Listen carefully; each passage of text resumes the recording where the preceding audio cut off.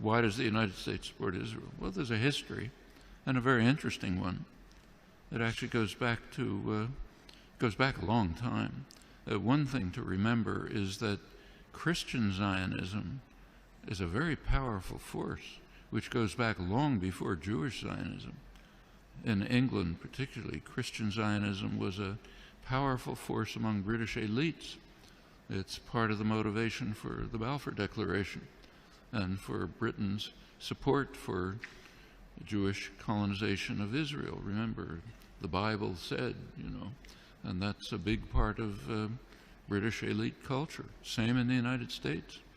Woodrow Wilson was a devout Christian who read the Bible every day. So did Harry Truman.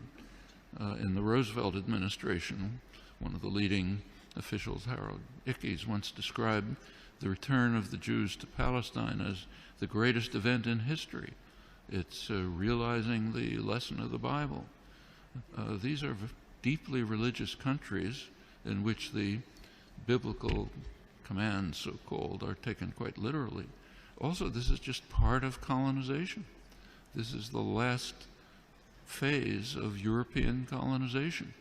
And notice that the countries that are most strongly in support of Israel are not just the United States.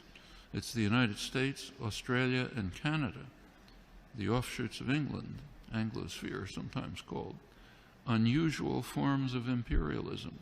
These are settler colonial societies, societies in which not like India, not like the British in India, say, societies, South Africa was a little like this, or Algeria under the French, settler colonial societies in which the settlers came in, essentially eliminated the native population, also driven by religious principles, very religious groups driven by Christian Zionism. Those are major cultural factors. There are also significant geostrategic factors. You go back to 1948, there was actually a split between the State Department and the Pentagon in the United States over how to react to the new state of Israel. The State Department was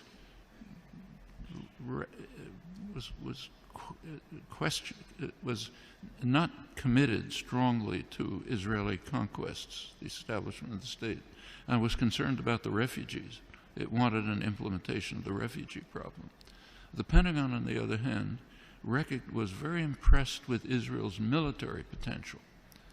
The Israeli military successes, if you look back at the internal record and declassified, the Joint Chiefs of Staff described Israel as the second largest military force in the region after Turkey and a potential base for U.S. power in the region.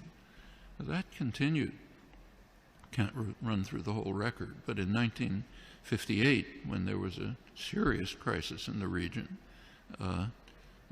Israel was the only state that strongly cooperated with Britain and the United States, and it won plenty of support from the governments and the military for that reason.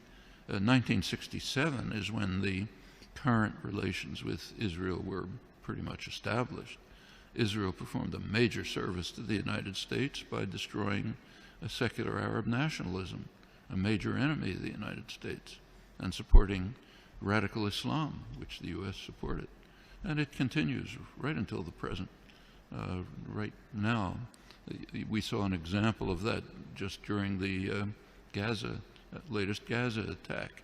You recall that at one point, Israel began to run out of munitions during the assault, despite the fact that it's armed to the teeth.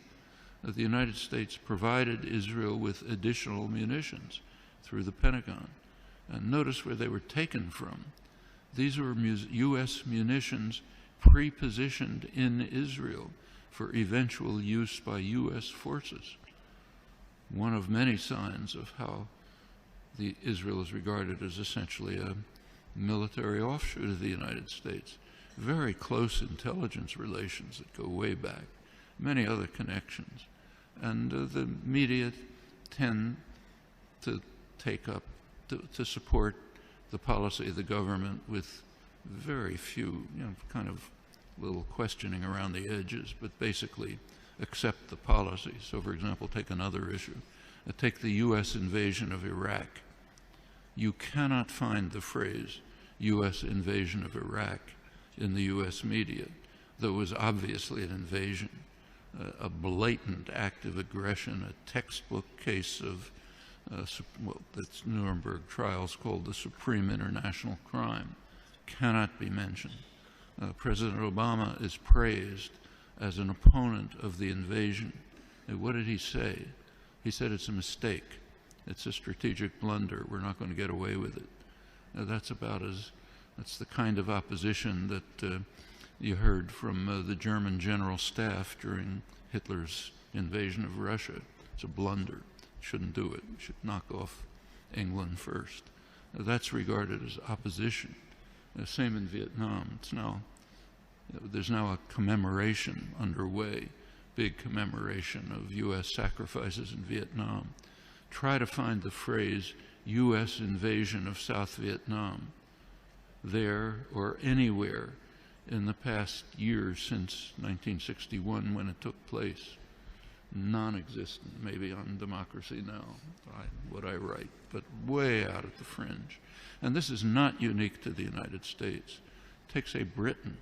Right now there's interesting debates in the British literary journals, like the Times Literary Supplement, as to whether Britain should finally begin to recognize the genocidal, the word that's used, genocidal character of British colonization hundreds of years ago. Should Britain begin to face it? You can ask that question in many places. The tendency of the intellectual community to go along like a herd in support of state power, private power, is just overwhelming. Intellectuals like to think of themselves as dissident, critical, courageous, standing up against power. Absolutely untrue. You look at the historical record, that's a small fringe, and they're usually punished. The mainstream tends to be what was once called a herd of independent minds, marching in support of state power. Nothing new here. Unfortunate, you have to fight against it, not new.